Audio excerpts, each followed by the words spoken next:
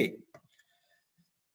So Amy Edmondson calls this an epidemic of silence. Amy Edmondson, the researcher. Great. So do you ever wake up and think, let me go to work today and look ignorant, incompetent, disruptive, and not a team player? So let me repeat that. Do you ever wake up and think that let me go to work today and I will look ignorant, incompetent, disruptive, and not a team player? I don't think so. In fact, it will be quite the opposite.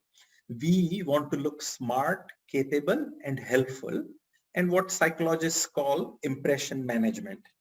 So our brain takes a shortcut. Don't want to look ignorant? Don't ask any questions. Don't want to look incompetent? Don't admit to mistakes, even hide the mistakes or blame others. Don't want to be called disruptive? Then don't challenge the status quo. Don't want to be labeled, she's not a team player? Then go with the flow, agree with all the team decisions, group think. So as we discussed, our brains are programmed for fear detection and self-preservation. And that is why people often hold back at work.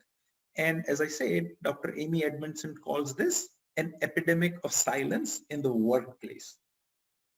So moving on, the undiscussable secrets, the elephant in the room we talked about earlier. So when I said that people stay silent, I was only partially correct. They do speak up. Where do they speak up? Unfortunately, it's in the hallways, it's around the water cooler, it's in the washrooms, it's in the lunch area, and it's in the meeting after the meeting. So they do talk about these issues with coworkers, friends, family members, and even in social media, either internal or external of the company.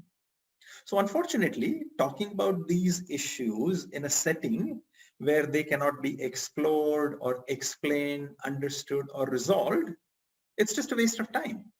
And the longer these kinds of things remain undiscussed, the worse the level of psychological safety gets.